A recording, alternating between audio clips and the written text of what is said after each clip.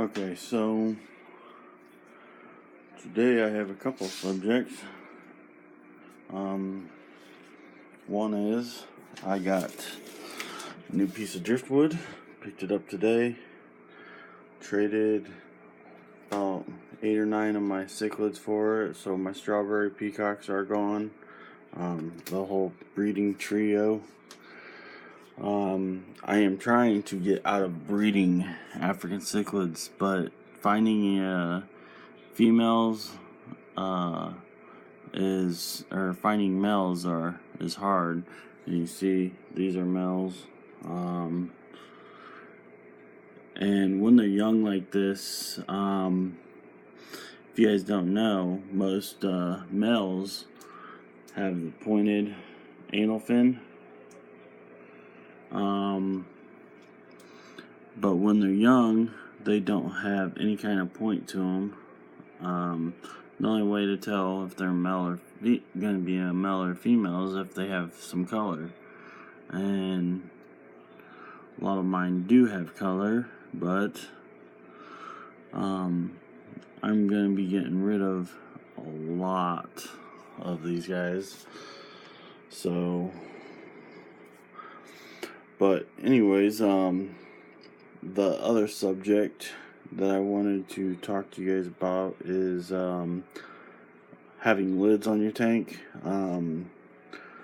There's been a whole big debate on my Facebook group that I'm in for African cichlids. It's cichlid obsessed. It's mostly African, South American, and American cichlids. So, I mean, they don't discriminate on what you have. And, of course, they don't discriminate on what you have in your tank. I mean, there's a lot of guys that have Africans in with their South Americans, and I just don't see the point. So, but anyways, now onto the lids. As you see, I don't have lids. I do have this piece of glass right here. That is to protect my brace. If you were to put this light and just set it on that brace, it would melt it. That is why I keep the glass over it, because the glass is, of course, getting water on it and everything.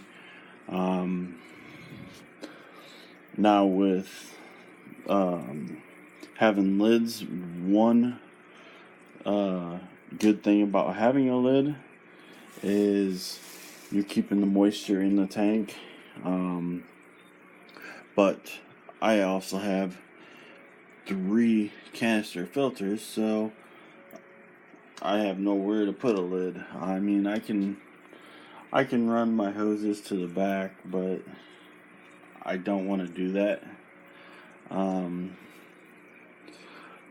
But anyways, 2 main things that happen to these center braces are they melt or break. When they break in half, it's usually because some moron decided he was gonna pick it up by the brace and carry it, and you can't do that. I mean, you gotta lift it up by all 4 corners.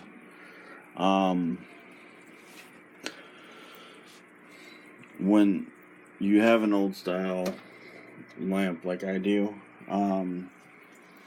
they do get hot enough to melt the center brace. I mean, this is very old, and it's just, one of the fuses in it, so, and it's really, really old. I had a question on my LED bar, and you see I have no LEDs missing off of it.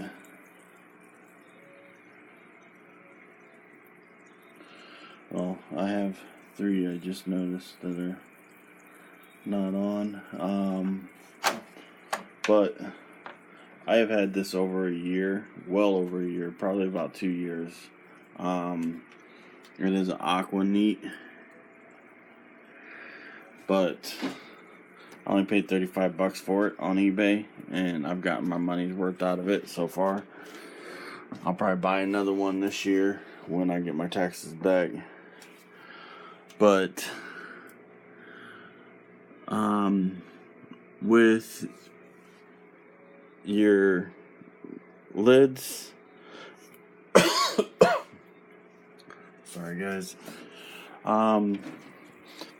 if you don't want to spend the $60 to $70 for a lid, you can measure from right here to right here, and then how far you want it back, and go to Home Depot, and they will actually cut you glass. I believe it's around $20. It could be a little bit less, or it could be more. Not sure. I've never done it. I've had friends that have done it. So, but anyways, with the African cichlids, with my experience, I've never lost a fish to jumping out of my tank. Usually when you have fish jumping out of the tank, it's because a lot of people, as you see, my fish come up here when I put my fingers up here. But when you start holding food over your tank to try to get them to jump out, that'll cause them to start jumping out of your tank. It is unwise to do it, but with my Africans, I usually just dump the food on the top of the water, or I got cucumber in there right now. They've been eating that for 2 days now. It's about ready to come out.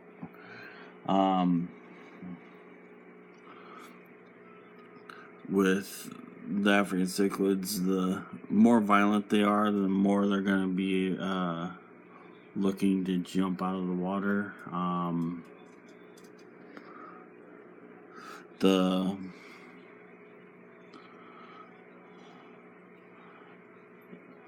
The Mbunas, which everyone knows I don't do Mbunas. I'm more of a peacock and hap guy. It's just color preference. With Mbunas, they're more violent than the peacocks and haps. That's why I don't keep them in my tanks. It's always been peacocks and haps mostly. But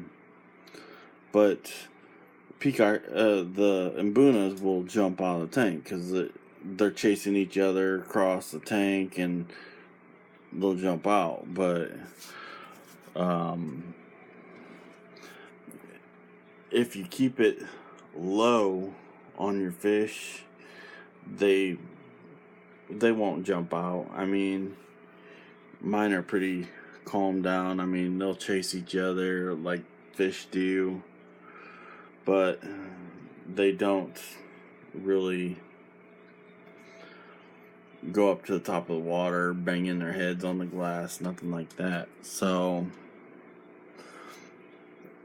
pretty much, if you want lids, buy lids. I mean, it's just preference. That's all it is. It's preference. There's the good. You got your goods and your bads with having lids. The goods with having lids mainly is to keep in condensation. So, like, next week at this time, my water line will probably be down to about right there. Right before I do my water change, and that's because I have no lids. There's more moisture escaping. And you see I've got the 3 setups with the canisters. That's why I don't have lids. But anyways, with that being said, I do have one other thing I'm going to show you guys. I'll put this piece of wood in here. I have 2 females in here now. Bristlenose Plecos. I've got that female, and there's my male chasing her. I just did water change on this a couple hours ago, and that's how much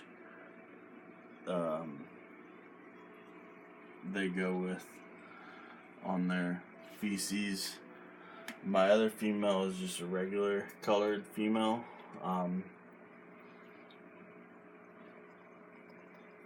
But these are supposedly super red Plecos right here.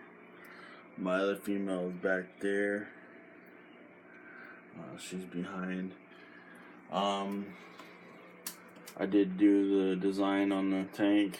I painted it myself. My kids wanted to see some tree backgrounds with some clouds and everything.